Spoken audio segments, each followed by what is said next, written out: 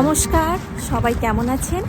আজ আবারও নতুন একটি ব্লগ নিয়ে আমি অরিজিতা আপনাদের সামনে হাজির হলাম। আশা করছি আপনারা সকলেই খুব ভালো আছেন, সুস্থ আছেন, আর আমরাও আপনাদের ভালোবাসা আশীর্বাদে খুব ভালো আছি।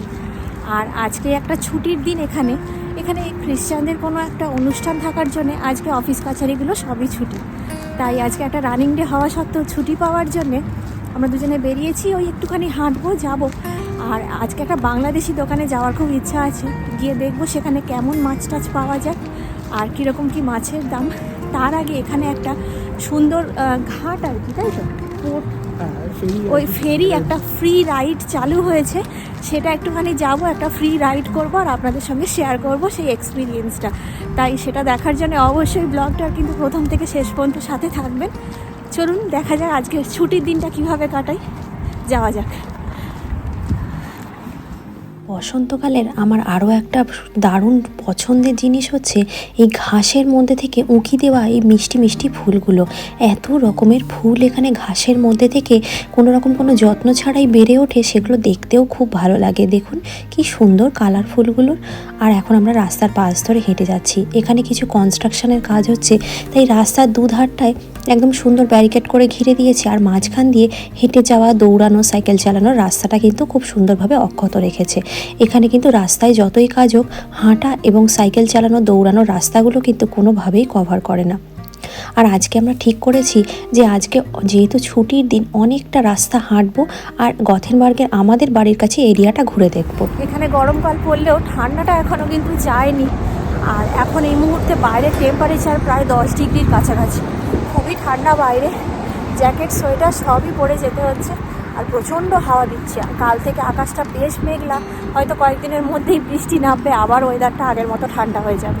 এখানে গরমকাল খুব কম সময়ের জন্য থাকে, শীতকালটাই বেশি টাইম থাকে। আর গরমকালটা ওই ধরুন মে মাসের মাঝখান থেকে হয়তো যদি পড়ে, ওই জুন, জুলাই, অগাস্ট এই টাইমটুকুতেই থাকে। আবার সেপ্টেম্বর থেকে যেইকে সেই বৃষ্টি নামতে আরম্ভ করে। এই ঠান্ডার দাপটটা যেন একদম কাটছেই না। ওয়েদারটা আবারও কমে যাচ্ছে, টেম্পারেচারটা নেমে যাচ্ছে। আর বাইরে এই হাওয়াটা ভীষণ ঠান্ডা হাওয়া দিচ্ছে। চলুন যাওয়া যাক। এই দেশে এসে আসার পর আমার না হাঁটতে খুব ভালো লাগে। আমাদের দেশে আমরা হয়তো এতটা হাঁটি না, আর টুকুস করে হয়তো অটো বা রিক্সায় চেপে পড়ি, চলে যাই কোনো জায়গায়। কিন্তু এই দেশে আসার পর আমি যে কত রাস্তা একা অথবা সন্দীপনের সাথে হেঁটে ফেলেছি তার কোনো ঠিক নেই। জানেন, আমরা এখন আমাদের বাড়ির থেকে প্রায় 3খানা বাস স্টপ পেরিয়ে চলে এসেছি এই জায়গাটাতে, কিন্তু আমাদের মালুমই হচ্ছে না যে আমরা এতটাই এসেছি। কোনো কষ্ট হয় না, কারণ এখানে সব সময় বাইরে একটা খুব সুন্দর মিষ্টি হাওয়া দেয়। আর গরমকালের দিন হলেও তো এত সুন্দর গাছের ছাওয়া পাওয়া যায় যে তার তলা দিয়ে হেঁটে যেতেও খুব ভালো লাগে। আর ছুটির দিনগুলোতে গাড়ির আওয়াজ, লোকের যাতায়াত একটু কম থাকার জন্যে একদম নিরাপদে রাস্তা দিয়ে এক মনে হেঁটে যাওয়া যায়। আর এই যে দেখছেন ছোট ছোট করে এরকম জিমের মেশিনগুলো করা রয়েছে, যারা ওই বদ্ধ জায়গায় জিম করতে পছন্দ করেন না তাদের জন্য এরকম ইউটি জিম বলে এরকম খোলা জিম কিন্তু রাস্তার পাশে পাশে করা থাকে। চাইলে আপনি এখানে এসে কিন্তু জিমের ইনস্ট্রুমেন্টগুলো ব্যবহার করে করতে পারেন। এটা সম্পূর্ণ বিনামূল্যে, কোনোভাবেই কিন্তু এটা টাকা পয়সা দিতে হয় না, এবং এর কোনো টাইমিং নেই যে আপনি 1 ঘন্টা করলেন কি 2 ঘন্টা করলেন। আপনি সময় মতন এসে যখনও করলেই হয়। দেখুন ছোট ছোট বাচ্চাগুলো যেহেতু আজকে ছুটি, তাই এই ইউটি জিমে এসে ছোট ছোট পার্কগুলোতে খেলছে, ঘুরে বেড়াচ্ছে, দেখতেও বেশ ভালো লাগে। আর বসন্তকাল আসা মানেই কিন্তু কিছু কিছু গাছের পাতার রঙও পরিবর্তন হয়। এরকম লাল দেখা যায়, হলুদ দেখা যায়। জানি এইগুলো হয়তো সেই ফলের টাইমে হয়, কিন্তু এই গাছের পাতাটা দেখুন কি অদ্ভুত, একদম লাল লাল হয়ে গেছে। আর কি সুন্দর সব ফুলের কুড়িগুলো, এই ফুলগুলো যখন ফুটবে দেখতে খুব ভালো লাগবে। আসলে ঠান্ডাটা একদমই কমছে না। ঠান্ডাটা যদি একটু কমে, গরমকালটা যদি একটু আসে, মানে ধরুন আপনার টেম্পারেচারটা যদি ওই 17-18 ডিগ্রির কাছাকাছি যায়, তখনই কিন্তু এই ফুলগুলো আস্তে আস্তে ফুটতে আরম্ভ করবে। বাইরে এতটাই ঠান্ডা এখনও, আর এত ঠান্ডা হাওয়া দিচ্ছে যে এখনও পর্যন্ত গাছের পাতাগুলো ধরলেও ফুলগুলো কিন্তু এখনও ভালোভাবে ফুটতে পারেনি। আর এটা হলো গথেনবার্গ পোর্ট। আমাদের বাড়ি থেকে একটু দূরে হলেও এই জায়গাটা আসতে খুব ভালো লাগে। আর এই যে বড় কাঠের ব্রিজটা দেখছেন, এই ব্রিজটা পার করেই হলো সেই নতুন পোর্টটা, যেখান থেকে একটা ফ্রি রাইড বোট চালু করা হয়েছে। আর এখনও যেহেতু গরমটা খুব ভালো করে পড়েনি, তাই এই পোর্টের পাশেই দাঁড় করানো রয়েছে মানুষের নিজস্ব এই নৌকাগুলো। এই স্পিড বোটগুলো সবই কিন্তু এখানকার মানুষের নিজস্ব। এখানে যেমন প্রতিটা বাড়িতে একটি করে পোষ্য রাখাটা যেমন বাধ্যতামূলক, তেমনই একটি করে গাড়ি। আর তার সাথে সাথে আরও একটি জিনিস হলো নৌকা। গরমকালের দিনে এখানকার মানুষ এই বড় বড় পালতোলা নিজস্ব নৌকাগুলো নিয়ে কিন্তু বেরিয়ে পড়তে পছন্দ করে।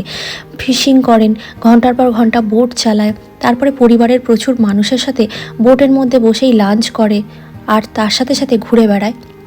সুইডেন থেকে নরওয়ে যাওয়ার জন্য তখন কিন্তু ছাড়পত্র পাওয়া যায় জলপথে, তাই পাসপোর্ট ভিসা সাথে নিয়ে সুইডেন থেকে নরওয়ে কিন্তু এই জলপথে অনায়াসেই পেরিয়ে যাওয়া যায়। ছোট ছোট দ্বীপগুলির মধ্যে খুব সুন্দর চাষাবাদ হয় তখন, আর সেই দ্বীপগুলোর মধ্যে হাইকিং করতে, সাইকেল চালাতেও এখানকার মানুষ খুব পছন্দ করে। তাই নিজস্ব বোট নিয়েই এই ব্যাল্টিক সিয়ের মধ্যে দিয়েই কিন্তু পৌঁছে যায় ওই ছোট ছোট দ্বীপগুলিতে। আর একটু গরমকাল পড়লে আমরা নিশ্চয়ই ওই দ্বীপগুলোতে যাব এবং আপনাদের দেখাবো সেখানে কীরকম চাষাবাদ হয়, মানুষজন কীরকম থাকেন, সেখানকার কীরকম ঘরবাড়ি, সবটুকুই তুলে ধরবো আপনাদের সঙ্গে। আর কিছুটা আমরা একটু হাইকিংও করবো। আর চলুন, আমাদের ওই যে দেখতে দেখতে নৌকাটা চলে এসছে।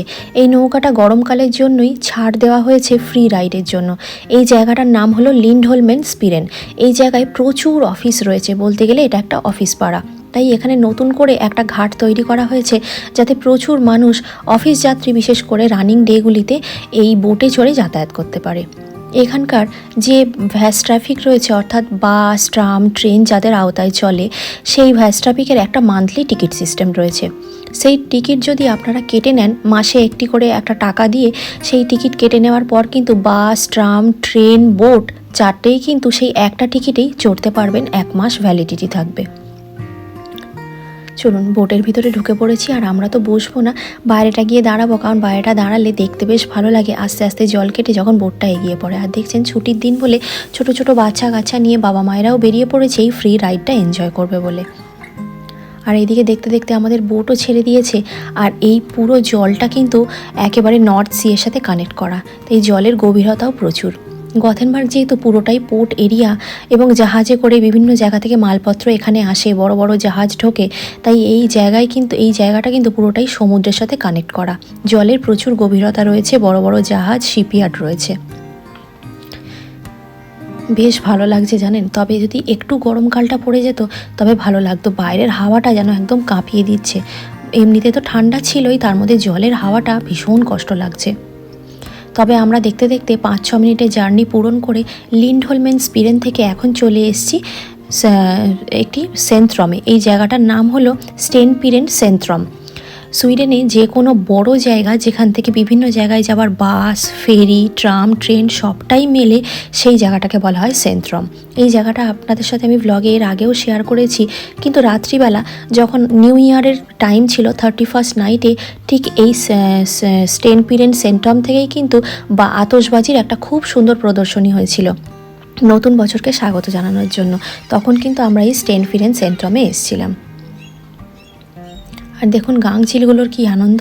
যেদিনকে বাইরে অত্যন্ত ঠান্ডা থাকে আর তার সাথে খুব জোরে হাওয়া দেয়, আর এরাও দেখবো তার সাথে সাথে ঘুরতে থাকে। তবে প্রচুর মানুষ এখানে এই প্রকৃতির যে সৌন্দর্য, অর্থাৎ এই পাখিদেরকে কিন্তু প্রচুর খাবার দাবার খাওয়ায়। আর এখন আমাদেরও বেশ খিদে পেয়ে গেছে, বাজে দুপুর 2টো। একটুখানি হালকা করে ওই বার্গার কিনেছিলাম, সেই বার্গারটুকু খেয়ে এখন বাসে চড়ে যাচ্ছি মাছ কিনতে। আর আজকে তো আপনাদের বললাম যে বাংলাদেশি দোকানে যাব। বহুদিন মাছ খাওয়া হয়নি, কারণ একটাই কারণ, মাছগুলো বড্ড বেশি ফ্রোজেন হয় এখানে, খুব বেশি টাটকা থাকে না। তবে শুনলাম যে এই বাংলাদেশি দোকানটায় নাকি টাটকা মাছ এসছে, তাই ভাবলাম যাই একটু গিয়ে নিয়ে আসি। আমরা তো বাঙালি, হাজার হোক মাছ প্রিয় বাঙালি, কি করে মাছ ছাড়া আর বেশি দিন থাকতে পারে বলুন। তাই অনেক দিন বাদে হলেও একটু মাছ খাওয়ার আনন্দেই এখন দুজনে মিলে যাচ্ছি হাঁটতে হাঁটতে। এই জায়গাটার নাম হলো ভল্যান্ড। আর এখানেই রয়েছে বাংলাদেশি দোকান, যেটির নাম এশিয়ান ফুড হাউস। আমরা যখন প্রথম সুইডেনে এসেছিলাম তখন এই জায়গাটার চেহারা কীরকম দেখেছিলাম জানেন? গাছগুলোতে একটাও পাতা নেই, আর মোটা বরফ রাস্তার মধ্যে পড়ে রাস্তার এ প্রান্ত থেকে ও প্রান্ত দেখা যাচ্ছে না, এইরকম অবস্থা ছিল। চলুন, কথা বলতে বলতে চলে এসেছি দোকানটায়। এই দোকানটার নাম তো আপনাদের বললাম এশিয়ান ফুড হাউস। আর এই দোকানটায় মেলে না এমন কিছু নেই, প্রচুর মাছ এই দোকানটায় পাওয়া যায়। মাছ, মশলা, তার মধ্যে সমস্ত রকমের প্রসাধন সামগ্রী, জিনিসপত্র, তারপর মাসকাবারি জিনিস, স্টেশনারি জিনিস সব কিছুই পাওয়া যায়। খুঁজছিলাম একটু ইলিশ মাছ, কিন্তু বললো ভালো ইলিশ মাছ নাকি এখন আসছে না, জুন মাসের শেষের দিকে আসবে, তো তখনই এসে ইলিশ মাছ নিয়ে যাব। সুইটিস দোকানগুলোতে তো বাঙালি মাছ মেলে না, তাই এখানে আসলে অন্তত চেনা পরিচিত মাছগুলো দেখা পাওয়া যায়, যেমন কাজলি মাছ, কাচকি মাছ, ইলিশ মাছ, লোটে মাছ, তেলাপিয়া মাছ, বিভিন্ন রকমের মাছ কিন্তু এখানে থাকে। চিংড়ি মাছের বিভিন্ন রকমের সাইজগুলো থাকে, মাছের ডিম থাকে এখানে। তবে কি জানেন, এগুলো সবই যেহেতু অনেক দিন আগে তুলে প্যাকেটজাত করে রাখা, এই মাছগুলো না টেস্ট অত ভালো লাগে না। মাছগুলো না কীরকম একটা গাডার গাডার টাইপের হয়ে যায়, আর মাছগুলো কেমন একটা তেতো তেতো লাগে। এই জন্য খুব বেশি প্যাকেটজাত মাছ আমরা কিনি না। আর আজকে দোকানে এসে কপালটা ভালো বলতে হয় জানেন, কারণ যখনই আসি তখনই রুই কাতলা যে মাছই কিনি না কেন, সব মাছগুলির ওজন হয় 3 কেজি, 3.5 কেজি, 4 কেজি, এমনকি 4.5 কেজি হয়। আজকে লাকিলি একটা 2 কেজির মাছ পেয়ে গেছি। আমরা তো মাত্র 2 জন মানুষ, আর এখানে তো কেউই নেই, তাই এই 2 জন মানুষের ওই 4-4.5 কেজির মাছ শেষ করতে প্রায় হিমশিম খেতে হয়। শেষে গিয়ে সন্দীপন আর খেতে চায় না, তখন আর ভালো লাগে না, ঝাল ঝোল একঘেয়ে লাগে। আমাদের দেশে আর যাই হোক, এই মাছের অপশান প্রচুর থাকার জন্যে পছন্দ মতন মাছ বাজার ঘুরে অল্প বিস্তর নিয়ে আসা যায়। কখনো কখনো ব্যবহার করি, যদি কোনো রান্নায় স্পেশালি সরষের তেল লাগে ওই জন্য।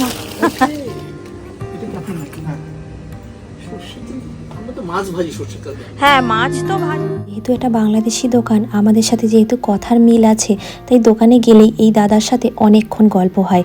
আর এখানে যেহেতু বাংলাদেশি বা বাঙালি এরকম কোনো বিভেদ নেই, তাই পরিচিত হলেই কিন্তু মানুষের সাথে মানুষ অনেকটা গল্প করে, জানতে চায় কতদিন আমরা গথেনবার্গে আছি, কী সূত্রে এসছি, তাদের সাথে পরিচয় হয়, গল্প হয়, কথা হয়। ওনারা জানান কবে কবে মাছ আসবে, সেই মতনই হোয়াটসঅ্যাপ নাম্বার নিয়ে হোয়াটসঅ্যাপ গ্রুপে জয়েন করে নেয়। যখন থেকেই আমরা আপডেট পাই কী কী সবজি, কী কী মাছ আমাদের দেশ বা আমাদের পার্শ্ববর্তী দেশ বাংলাদেশ থেকে আসছে। আর এখন ট্রামে উঠে পড়েছি। কটা বাজে জানেন, বেরিয়েছিলাম সকালবেলা 12টা 12:30টার দিকে, আর এখন বাজে বিকেল 4:30। সারাটা দিন প্রায় আমরা হেঁটে ফেলেছি পুরো শহরটাকেই। আর বাড়িতে ফিরে এখন খুব ক্লান্ত বোধ করছি, তাই একটু চা বানাচ্ছি। চাটা খেয়ে তারপরে আবার রাতের রান্নায় লাগবো। আজ আর মাছ বানাবো না, মাছটায় প্রচুর বরফ রয়েছে, বার করে রেখে কালকে 2 টুকরো মাছ একটু বানাবো, শান্তি করে খাবো। আর একটা মাছের মশলাও নিয়ে এসেছি, ফিশ কারি মশলা, ওইটা দিয়েই কালকে একটু মাছ ভাত তৈরি করব। চলুন তাহলে এই ছোট্টখাটো ব্লগটা তাহলে আজকে এখানেই শেষ করছি। সবাই ভালো থাকবেন, সাবধানে থাকবেন। আর আমার এই ছোট্ট ছোট্ট বিদেশ জীবনের ছোট ছোট টুকরো সংসারের গল্পগুলো শুনতে আপনাদের কেমন লাগছে অবশ্যই ছোট্ট একটা কমেন্ট করে জানাবেন। ভালো লাগলে একটা লাইক করে দেবেন। আমার ভিডিওগুলো যদি আপনাদের ভালো লেগে থাকে তাহলে আমার চ্যানেলটি সাবস্ক্রাইব করে অবশ্যই আমার পাশে থাকবেন। সবাই খুব ভালো থাকবেন, সাবধানে থাকবেন। আমি খুব তাড়াতাড়ি ফিরে আসব আবার নতুন একটি সুন্দর ব্লগের সঙ্গে। ততক্ষণের জন্য বিদায় নিলাম। আপনারা যদি আমার এই ব্লগটি ফেসবুক পেজে দেখে থাকেন, পেজটি কিন্তু অবশ্যই ফলো করে নেবেন এবং বন্ধুবান্ধব, আত্মীয় স্বজন সকলের সঙ্গে শেয়ার করবেন।